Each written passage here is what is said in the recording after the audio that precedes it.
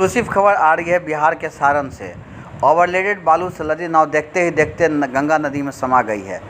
हम आपको बता रहे हैं एक्सक्लूसिव खबर सारण जिले के महरौली घाट से एक वीडियो काफ़ी वायरल हो रहा है, जिसमें साफ तौर पर देखा जा सकता है कि कैसे एक बालू से लदी नाव देखते ही देखते पानी में डूब जाती है। आपको बता दें कि सारण जिले के डोरीगंज के रहिया घाट के समीप गंगा नदी में मनेर की ओर से एक बालू से लदी नाव चली आ रही थी, जो देखते ही देखते गंगा नदी में समाने लगी। गनीमत है कि नाव पर सवार 1 दर्जन से अधिक लोग तैराक थे, जिन्होंने तैरकर किसी तरह से अपनी जान बचाई। मिली जानकारी के अनुसार आसपास के नवयुवकों ने भी पानी में कूदकर तत्काल लोगों की जान बचाकर उन्हें बाहर निकाला।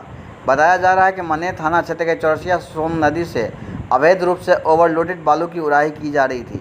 ओवरलोड होने के कारण नाव महरौली के समीप गंगा नदी में नियंत्रण खोने के कारण डूब गई। पानी के तेज़ बहाव एवं नाव पर ओवरलोड बालू होने के कारण नाव का संतुलन बिगड़ गया और नाव लहरों में डूब गई। मौके पर नाव पर सवार 1 दर्जन से अधिक लोगों ने नाव से कूदकर और तैरकर अपनी जान बचाई। वहीं शोर मचाने पर आसपास के नाविकों ने भी अपनी अपनी नाव लेकर गंगा में लोगों को बचाने के लिए निकल पड़े और पानी में फंसे लोगों को रस्सी के सहारे बाहर निकाला। हालांकि दुर्घटना में किसी की मौत नहीं हुई है, सभी लोग सुरक्षित निकाल लिए गए हैं।